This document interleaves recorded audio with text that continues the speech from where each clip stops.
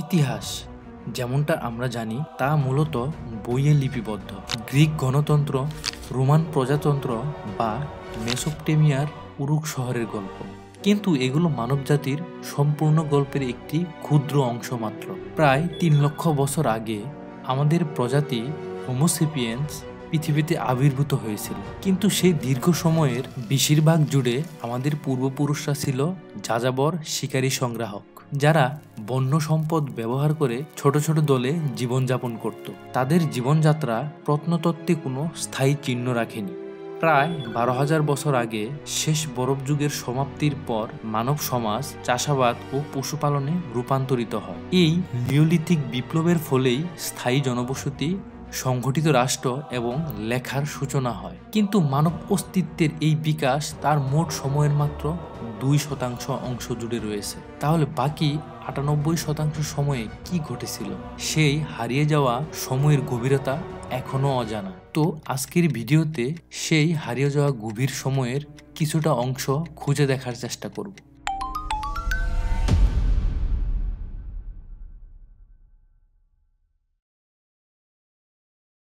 দক্ষিণ পূর্ব তুরস্কের Gobekli Tepe প্রত্নতত্ত্ববিদদের প্রচলিত ধারণাকে পুরোপুরি পাল্টে দিয়েছে। ১৯৬০-এর দশকে প্রথম নথিবদ্ধ হলেও এর গুরুত্ব ১৯৯০-এর দশকে বোঝা যায়। এখানে বৃত্তাকারে সাজানো টি আকৃতির প্রস্তর স্তম্ভগুলো রয়েছে, যার কিছু ১৬ ফুটের বেশি উঁচু এবং কয়েক টন ওজনের। রেডিও কার্বন ডেটিং অনুযায়ী এটির বয়স ১১,৬০০ বছর, যা কৃষিকাজেরও আগের। এটি এই সাধারণ বিশ্বাসকে চ্যালেঞ্জ জানায় যে জটিল সমাজ রাজনৈতিক কাঠামো কেবল কৃষির পরই বিকশিত হয়।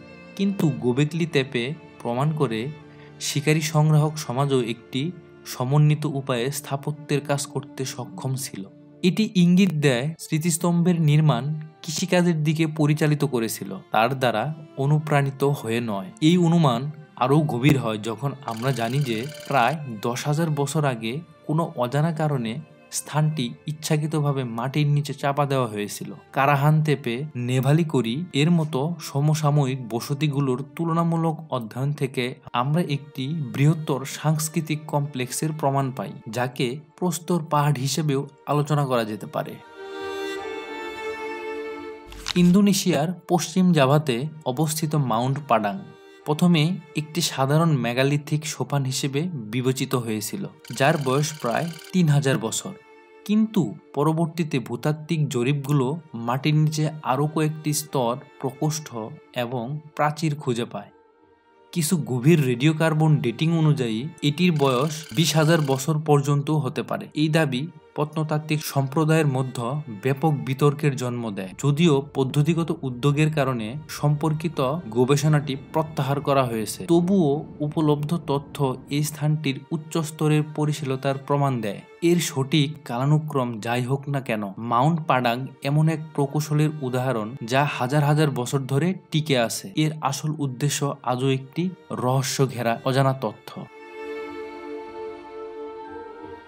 শেষ বরফ যুগের সমাপ্তি মহাদেশীয় বরফের স্তর গলার ফলে চিহ্নিত হয়, যা বিশ্বজুড়ে সমুদ্রের স্তর প্রায় ১২০ মিটার পর্যন্ত বাড়িয়ে তোলে। ফলস্বরূপ বিশাল উপকূলীয় অঞ্চল প্লাবিত হয় এবং অসংখ্য বসতি নিশ্চিহ্ন হয়ে যায়। কিন্তু মেরিন প্রত্নতাত্ত্বিকরা এখনো পর্যন্ত কিছু ডুবন্ত বসতি চিহ্নিত করেছেন। ভারতের উপকূলে দ্বারকাকে পূর্বে একটি পৌরাণিক স্থান হিসেবে গণ্য করা হতো, যতক্ষণ না সমুদ্রের তলদেশে খনন কার্য ধ্বংসাবশেষ আবিষ্কার করে। ইসরায়েলের উপকূলে অ্যাটলিট ইয়ামে পাথরের বাড়ি এবং মানুষের সমাধি পাওয়া যায়, যা এখন ৯০০ বছরের পুরনো বলে মনে করা হয়। এই নগর পরিকল্পনা প্যাবলো প্রেট্টিতেও দেখা যায়, যা প্রায় ৫,০০০ বছর আগে নির্মিত হয়েছিল। এই ডুবন্ত শহরগুলো প্রমাণ করে যে মানব ইতিহাসের একটি বড় অংশ এখনো সমুদ্রের গভীরে আছে, সবচেয়ে অধ্যবসায়ী প্রত্নতত্ত্ববিদদের দ্বারা আবিষ্কৃত হওয়ার অপেক্ষায় রয়েছে। স্থলভাগে প্রত্নতাত্ত্বিক রহস্যের একটি সম্পূর্ণ সেট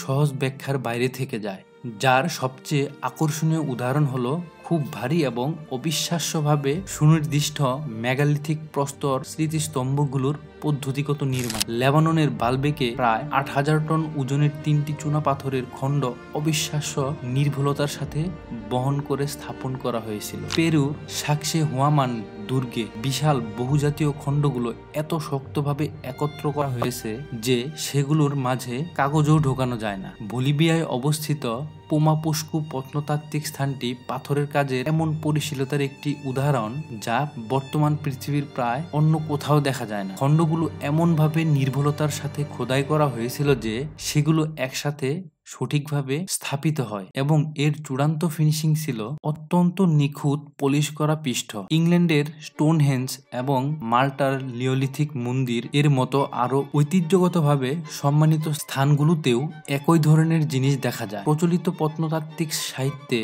র্যাম্প, দড়ি এবং বিশাল মানব শক্তির মতো প্রচলিত ব্যাখ্যা দাবি করা হলেও এই কৃতিত্বগুলোর বিশালতা এবং নিখুঁততার স্তর বর্তমান পণ্ডিতদের অধ্যয়নের বিষয় হয়ে দাঁড়িয়েছে। একটি প্রত্নতাত্ত্বিক রেকর্ড তাই অগত্যা অসম্পূর্ণ একটি পাজলের মতো। অতীতের সমাজ দ্বারা উৎপাদিত বেশিরভাগ বস্তুগত সংস্কৃতি হারিয়ে গেছে, হয়তো তা ধ্বংস হয়ে গেছে, ক্ষয়প্রাপ্ত হয়েছে বা কোনো বিধ্বংসী ভূতাত্ত্বিক প্রক্রিয়া দ্বারা ভেঙে গেছে। এই জ্ঞানের অবস্থাটি আমরা অতীত সম্পর্কে যে বর্ণনা তৈরি করি তাকে ব্যাপকভাবে প্রভাবিত করে। অনেক ক্ষেত্রে আমাদের অনুমানগুলি উপলব্ধ প্রমাণের চেয়ে বেশি জ্ঞানগর্ভ, কিন্তু নতুন আবিষ্কারগুলো এই পাজলে নতুন টুকরো সংযুক্ত করে। বিভিন্ন সাংস্কৃতিক পরিবেশে মৌখিক রীতিনীতি এবং পৌরাণিক বিবরণ প্রায়শই বাস্তব জীবনে ইতিহাসের চিহ্ন ধারণ করে। বন্যার কিংবদন্তি যেমন গিলগামেশের মহাকাব্য বা নোহের বাইবেলের বিবরণ সম্ভবত শেষ বরফ পরবর্তী যুগের সমুদ্রের স্তর বৃদ্ধির স্মৃতির উপর ভিত্তি করেই তৈরি। একইভাবে প্লেটো কর্তৃক আটলান্টিসের বর্ণনাও সম্ভবত থেরা আগ্নেয়গিরির অগ্নুৎপাতের একটি দূরবর্তী স্মৃতি। বিশ্বজুড়ে এই সমস্ত স্থান, এই সমস্ত প্রমাণ এটি নিশ্চিত করে আমাদের অতীত যা ভাবা হয় তার চেয়ে অনেক বেশি সমৃদ্ধ এবং জটিল। আমাদের প্রজাতির গল্প এখন লেখা হচ্ছে এক এক করে প্রমাণিত হওয়ার মাধ্যমে। আমরা কেবল এটি জানি যে অতীত সম্পর্কে আমাদের জ্ঞান এখনো সম্পূর্ণ নয় এবং এটি অন্বেষণের জন্য অপেক্ষা করছে।